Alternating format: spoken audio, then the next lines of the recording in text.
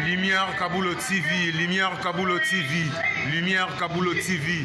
Réflexion avec R9, Fabrice R9, Fabrice. Mobali Madeo, Balingaka, moi c'est Lolenga Ninyango, Nengosa Salanga Yeleki Makasi, Kaboulo TV, yo, Lumière Kaboulo, réflexion,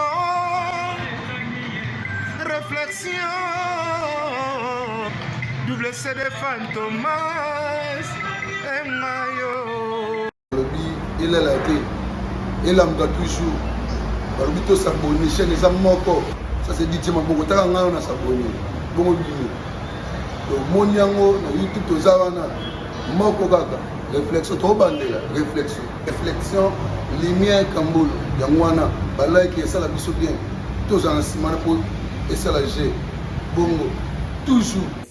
Réflexion, Lumière Kambolo TV. Chaîne les amoko, vous s'abonner, vous avez cité Lumière Kambolo TV. Bonjour, Nabiso Banso.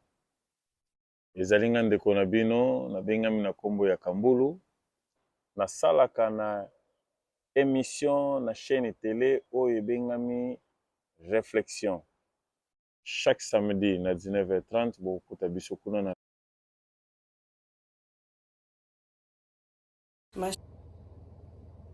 Nazala quelques minutes ya muke, quelques secondes.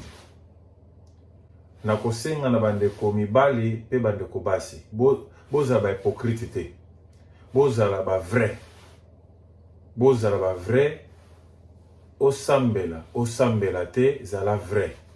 Zala yo. Motuna ezali oyo ndeko na biso mwasi atuni biso. S'il vous plaît na kosenga tozela ba réponse na bino par rapport à motuna mwasi oyo. Makambo ya alobi vrai, to alobi faux. Voilà. Mutuna oyo, bandeko mibale, toza na bosenga na bino, et bandeko basi, toza pe na bosenga na bino. Soki oza d'accord na ye, pesa ba élément. Soki poza d'accord na ye te, pesa ba élément. Pesa merci mingi na bandeko basi pe mibale, ba oyo batindaka ba video na bango, ba oyo bazo salela biso, ba réponse ya mituna tozo tuna, ba oyo bazo tuna pe ba mituna, tozo pesa bino ba merci pena mingi. Pona ezali facilité ko bongisa temps pona ko sala likambo etangami mutuna to ko répondre mituna. Thank you so much.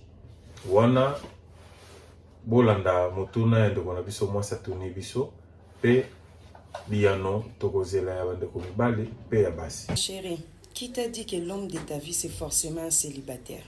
Qui t'a dit ça? Qui t'a menti comme ça? Des fois aussi, l'homme de ta vie, c'est aussi un homme légitime. Hein? Ah oui, je te dis.